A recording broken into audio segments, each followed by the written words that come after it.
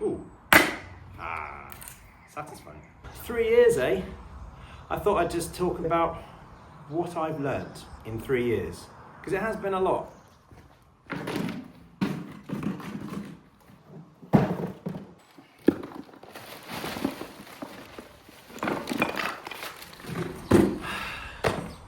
Welcome along everybody to the log pile.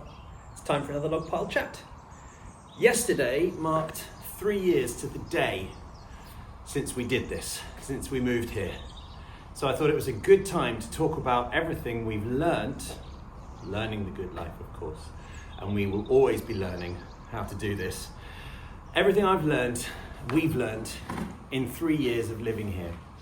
We had some lovely friends come and stay with us that we hadn't seen for quite a while recently, and one of the first things we always talk about with friends who come and see us, most of whom all live down in southern England, they always say, so remind us again, why did you do this? Or some version of wanting to understand, because of our friendship group, I think we're the only people who've done a move quite so extreme. People have moved away and stuff, but we always tell the same story, which is the one I've told you in the past. We have always wanted to live a life like this. And so 3 years in, it's just nice to be able to sit here and say, honestly, it wasn't the wrong thing to do. It scratched the itch and then some, and we're still going, we're still loving it, haven't looked back once. Doesn't come without its challenges, as well you know. Without those, there wouldn't be any content on this channel, I dare say. But I definitely speak for Becky and our 2 kids when I say this. We love living here, and life is just better. It's just better than it used to be for us. Yes.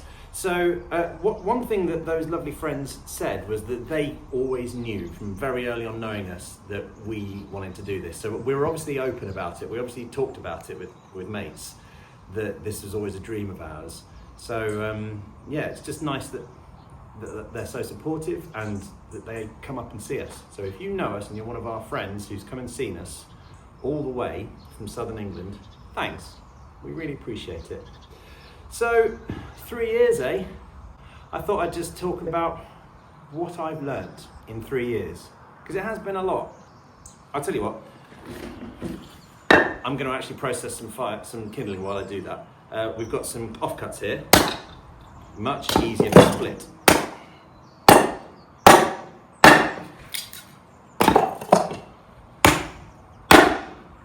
Nice, right? Much easier to split.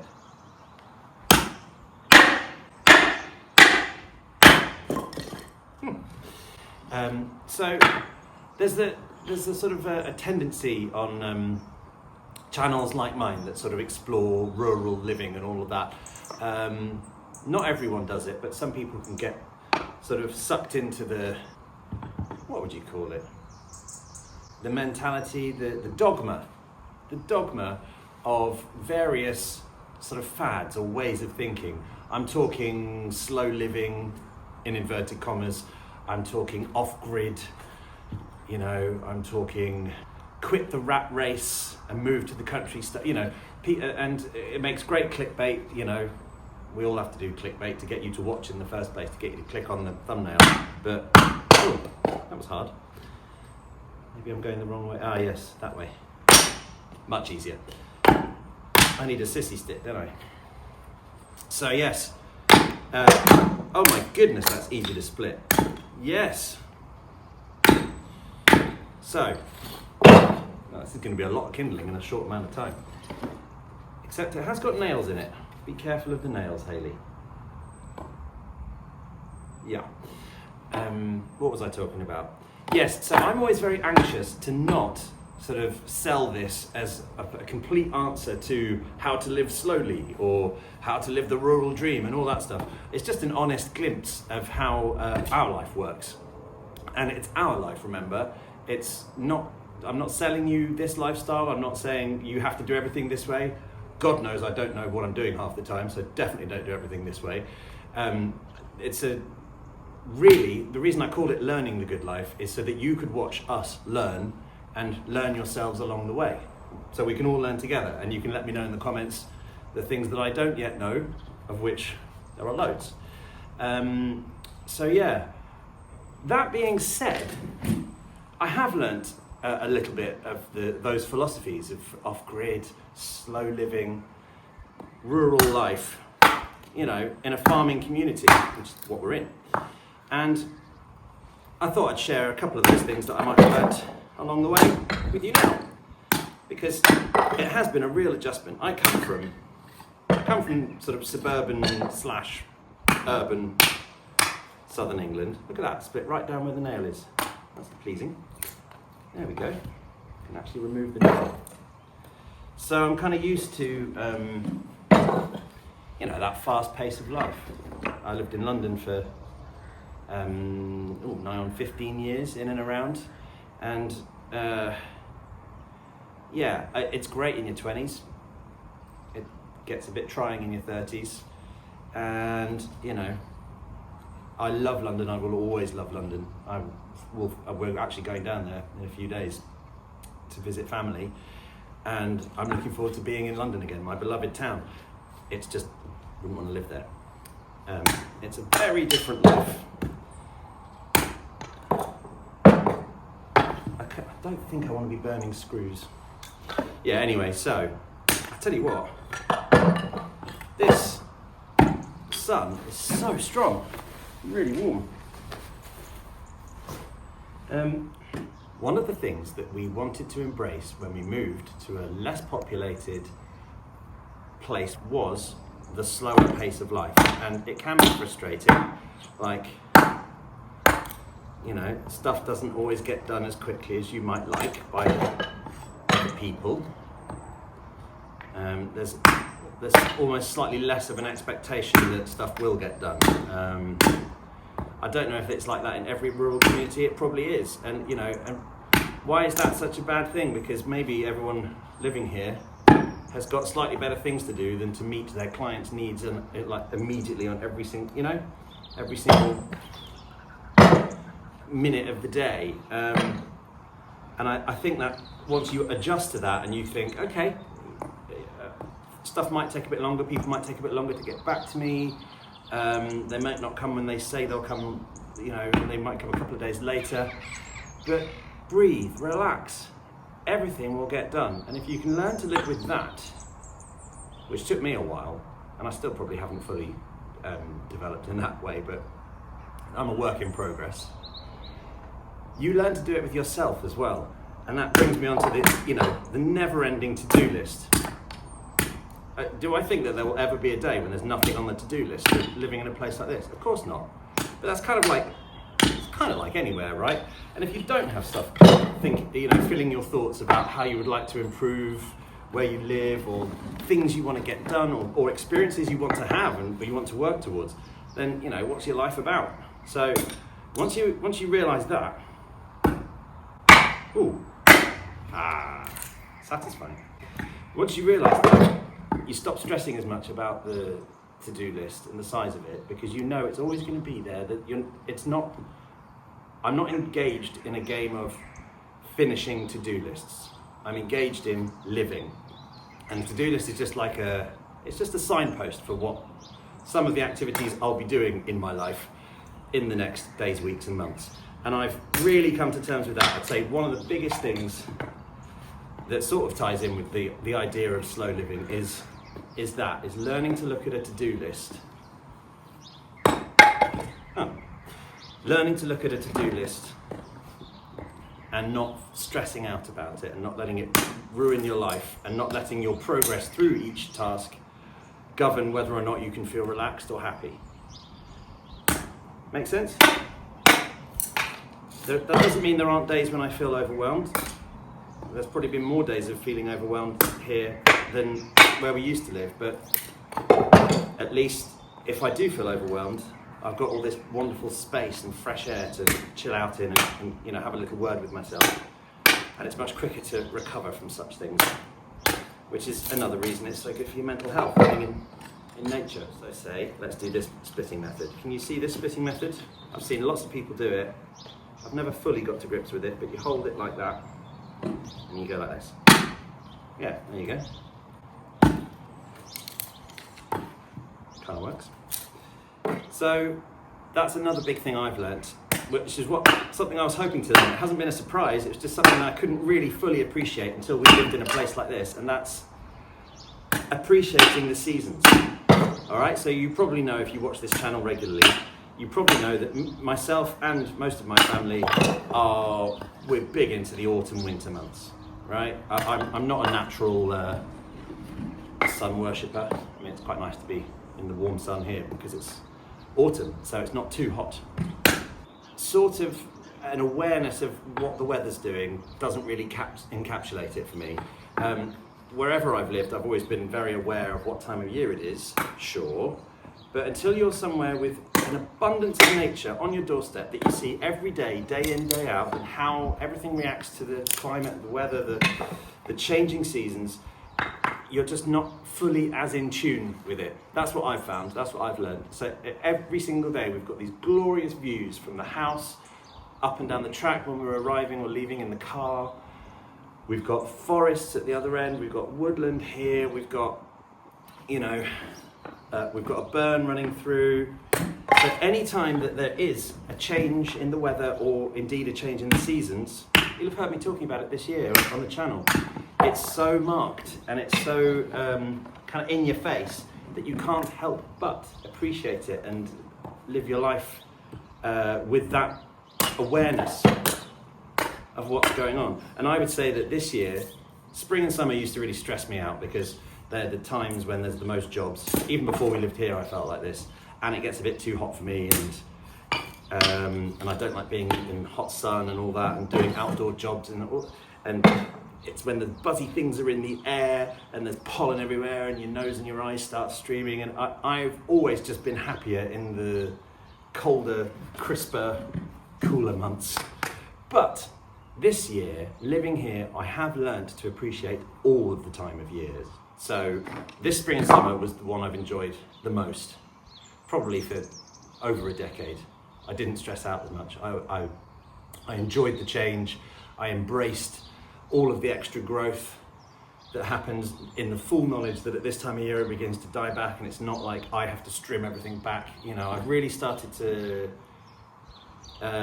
adjust my own internal rhythms to the external rhythms of the seasons, and that's something I've really appreciated coming to grips with living here. And I really don't think I would have if I was still living in a commuter town on a main road. Yes, there were some trees. Yes, there were. It was a farming area. Surrey is a huge farming county. There are lots of lovely, beautiful rural views to be had. But when you're also living in the middle of it on, loads of concrete and loads of traffic everywhere, and let's be honest, loads of people everywhere, I'm just not sure I'm not at least, as able to be as in touch with nature and the seasons as I feel like I am here. So, obviously, another thing we've learnt to do is grow our own food, which we sort of dabbled in a little bit, a couple of times over the years in previous houses. But here, as you've seen, we've really stepped things up. And as I've said in my previous logpile chat, we're never going to fully do it. We're never going to stop having a Tesco shop. But, at least I don't think we are. But I take such pride and pleasure in eating food we've grown that even if it's just a few things here and there, and it's been way more than a few things here and there this year, then it's just so blooming satisfying. So that is a massive area of learning that we've been doing for these 3 years and that we continue to do. Becky is a fount of knowledge about growing and seeds and when to plant, where to plant, how to treat things. I'm learning a little bit as well from her and from my own research, but as you know, I do a lot of other stuff, so it's great that she's taking the lead with that. I'm good at treating the food once it's grown, I'm good at cooking with it and processing it. Preserving it has been another big thing. Learning how to preserve food is great just in terms of practicality, but it's also, I think I might just use that as a firework. It's also a great thing if you're a foodie, because it's just another interesting texture and flavour and stuff to experiment with. So that's been a real pleasure to do. We're not doing it fully out of necessity. It's a choice to grow some food and try and preserve it, but yeah, it's been a giggle, it's been fun. And part of this is enjoying life, right? One other thing that we've learned living here for 3 years, and this might sound like a cliche, but it's that the people around you and the network that you're in really matters. And of course, when you live in a rural community, that really gets thrown into sharp focus. So, you know, the kids go to school in the village, which itself has a really great community spirit.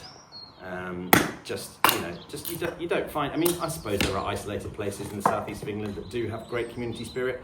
I'm sure you'll write in the comments and say to me, we've got a lovely rural community place and blah, blah, blah, blah, blah. And that's great, but it really has been marked here. I've lived in quite a few places around the whole UK, in fact, and abroad. Yeah, and here it just really feels different. People really cleave to each other, and they're willing to help, and they're willing to, you know, be there for each other, just by dint of the fact that we're all here and we're all human beings. I don't want to say anything mean about any particular places we may have lived in the past in the south of England, but I don't think we experienced much of that. Just when you bump into a stranger or see someone you know in the shops, all that stuff. So that has been a real lovely thing. I mean, you don't move to a house like this if you want to be surrounded by people all the time. Of course, the isolation is part of the charm and the loveliness of living here. But with that can come a feeling of loneliness and isolation that can be avoided by having a community. And that's something I've learned to embrace. Becky's really good with that. She gets involved with the school stuff, you know. And obviously we've got kids, so you always meet the parents, and that's allowed us to meet loads of people around here. And then added to that, you've got people like farming friends that we've made through our just through living here and bumping into people. People like John, who is, you know, this year's ultimate hero legend, who gave me this wood and this chopping block, in fact, because he had some offcuts left over. So thank you, John. Again, a million thanks. You know, people like that are just, you know, reliable, here for you. You can do things for them, they can do things for you, and it's there's no expectation. It just is how it is, and I've really that's a really different way of being for me, and I love it. I think it's great. Something I've had to learn has been really how to learn, because, you know, I couldn't have lived here for 3 years without YouTube, without Google, without the internet, you know, a million other resources, most of which are found online, some of which are from the people you have conversations with who are willing to give you their time and expertise. I've learned so much about so much because I've had to. So from how solar power works, I sort of understand it, but, you know, we've got solar panels, so I need to, you know, make sure that they're all functioning correctly. Grounds maintenance has been probably the biggest category of learning that I've had to do, and you've watched a lot of that happen. I've had to learn how to operate machinery, how to maintain things like chainsaws, hedge cutters. I've had to learn how to use them, when to use them, how to trim in a certain way, to work with the natural cycles of growth of things like hedges. This channel started off with a couple of videos of me really struggling with the beech hedge that's just behind you. And now when I look back, even, you know, that's less than a year ago, when I look back on that, I just think, well, now I would do it like this. And it's, you know, every single little thing that I do and get wrong, which is kind of how I learn, as you probably know, by getting stuff wrong and then figuring out, oh, what did I do wrong? How can I do it better? Every little thing that happens gets me closer to doing it properly. And you know, if I was to have a chat with the guy who moved in 3 years ago, I would just say, don't get too overwhelmed too quickly. You're going to learn all this stuff. It will take time. It will be a real effort, and there will be a lot of swearing and sweating and bleeding and one visit to A&E, but you'll be sitting here in 3 years and you'll be feeling much more capable, much more confident, and you will still love living here. It will have been worth it. I would say that to him.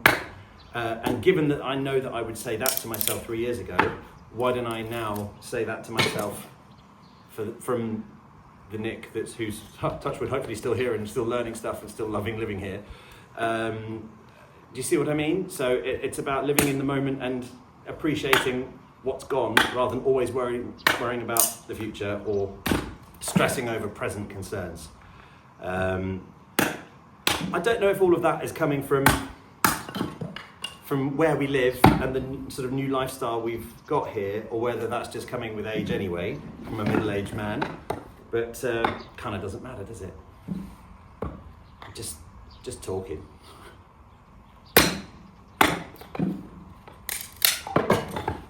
Okay, so one elephant in the room. It's not in the room though, is it? It's outdoors. One elephant in the field to address is those of you who love living in or near a city and all of the amenities that come therewith. Oh, hello. You're a wasp or a bee? You're sort of supposed to be dying out if you're a wasp, so off you pop. Go and die out till next year, please. Bees are okay. Yeah, if you live in a city and use all the amenities, then you can pop out for a nice meal anytime you want. You can go and see a play or a musical. You can make plans with friends, and yeah, there's a lot less of that. But if we were honest with ourselves, we discussed all this when we decided to move up here.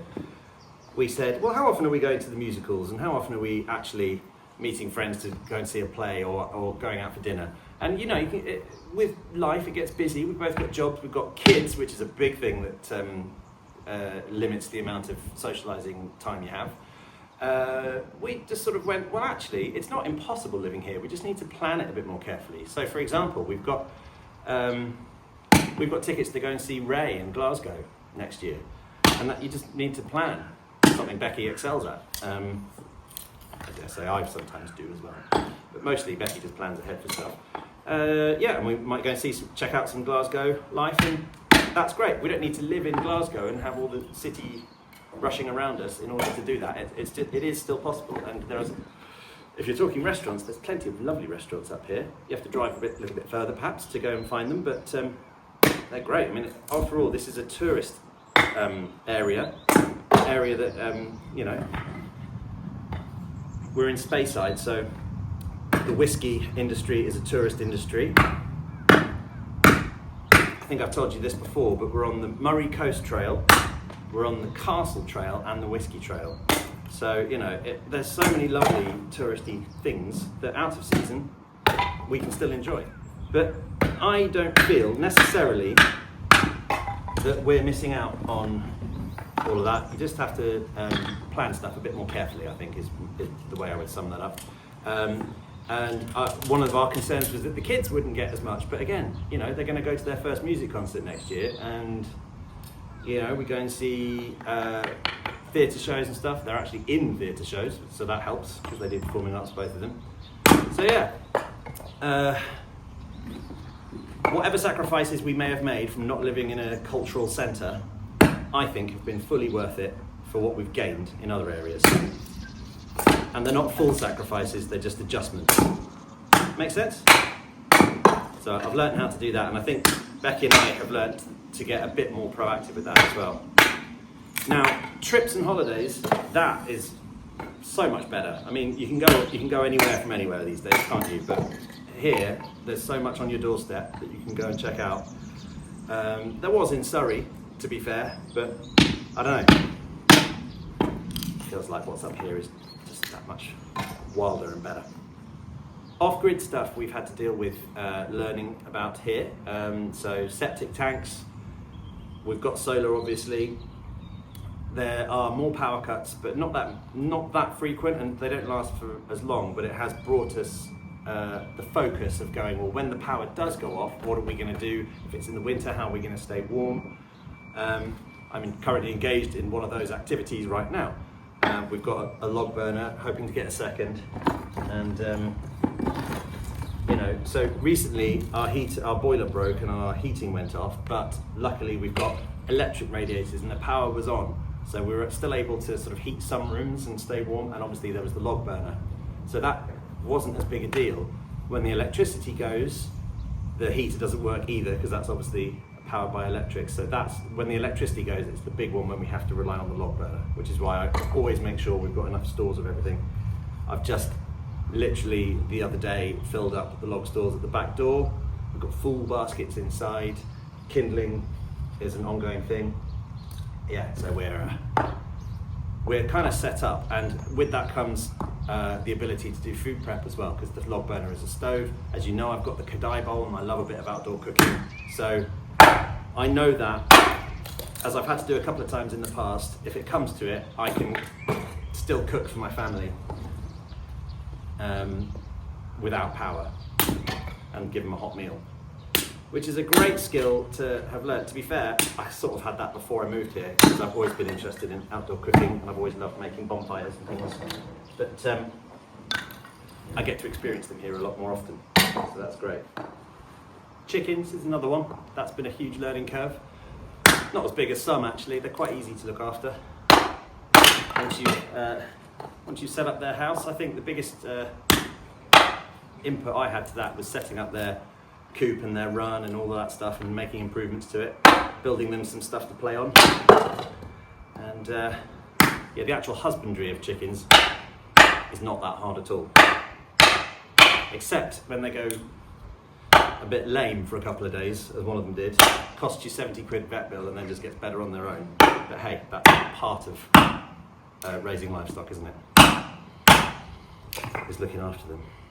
And then I'd say really one of the other things that I've really enjoyed learning a bit more about is farming. Like, not that I know how to do it, but that a lot of farmers explain what it is they're doing and the time of year they do it. And because we're on a farm, and our fields that used to be part of this farm, when the people who lived here were farmers, we see it get farmed, and that's great.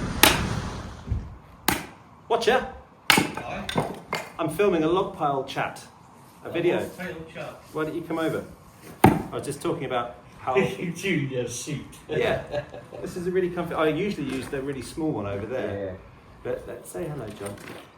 Hi. I was just saying how it's yesterday. It's 3 years since we moved here. Is that? Yeah, to the day. And so I'm just doing what we've learnt in those 3 years, and we'll continue learning. And one of the things is we've learnt how important the people around us are, and the community, and the and then you're right. And guys like you who know how to do I'm done. not saying it's right all the time, but John here runs, along with many other things he does, runs his own chimney sweeping business called the Reeky Lum. Lang Meyer Lum Reek. no, just Reeky Lum. It's called Reeky Lum. It comes from that old Scots saying that I definitely knew of old and I didn't just Google the other day. So all of your chimney needs in northern Scotland, including cleaning log burners. As someone who's benefited from John's help on many occasions already, he's a good guy. He's a good worker. Comes highly recommended from this channel.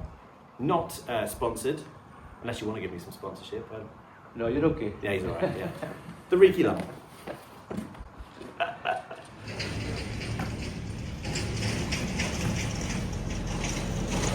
Off he goes.